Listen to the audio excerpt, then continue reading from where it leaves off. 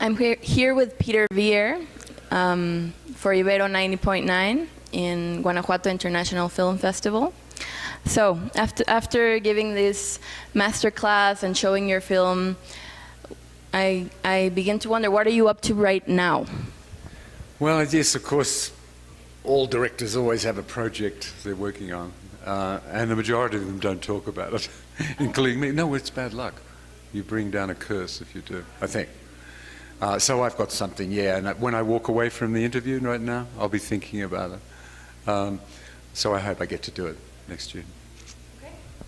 But it's good to know that we're going to see something at some point of yours.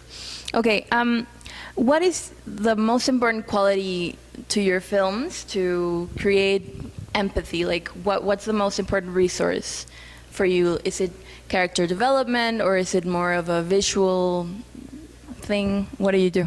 Well, it's a whole. I don't think I'd break. You can break it apart and see how it works, but like a watch. But I think above all, you would have to use the word truthful. You know, that it must be true in its even, you know, of course, fictional heart, and if you can then somehow put a little bit of yourself into it, within that kind of honesty, then it might transfer back to the audience. Now that's aside from craft. There's all the craft that has to work, you know, the cutting and the rhythm and so on, but true heart in the story. Okay, like having some direct relation to the story you're telling, emotionally. I think that's my case. It's not everybody's case. Everyone works differently. But that's why I probably made not a lot of films, because I've had to have things that I, in a sense, fall in love with, you might say, and so have a passion for. And then I can work, and I know how to work with that kind of heat. But it probably does mean you make less. Okay, that's interesting. And how do you work with your crew? Do you believe in transmitting a director's vision to the rest of the crew, or allowing every individual voice to produce a whole? No, it's a hierarchy, pretty much, with the director at the top. And above him is the financier. I have many analogies. I love analogies. So my current one I like is that I'm a highly experienced mountain climber and guide. I'm not, but I'm saying this imaginary.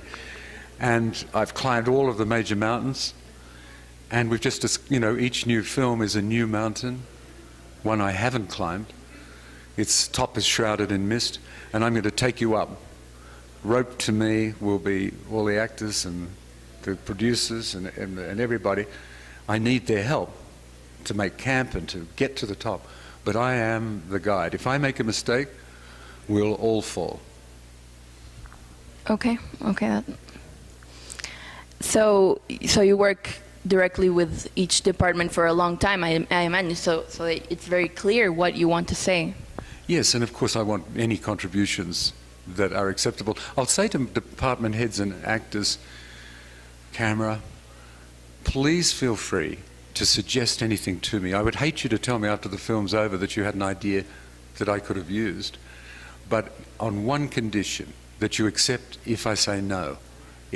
You're not hurt, because I want you to offer a second idea, and one day we might say, yeah, I might say yes, or we combine my idea with your idea to make a third. So that's the kind of way I, you know, very loosely chat. It's not a contract.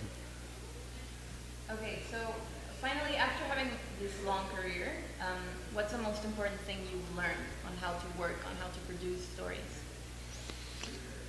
Work with good people, and I've managed to do that mostly. Occasionally a mistake, but just as you audition an actor for a role, I think you have to audition financiers and producers by having coffee, having dinner, drink, whatever. But so you sense their honesty, not literally financially, but just when the trouble comes, will we be side by side? Will that person support me? Will we fight together? But if I feel not, then I better not work with those people. Okay, thank you very much.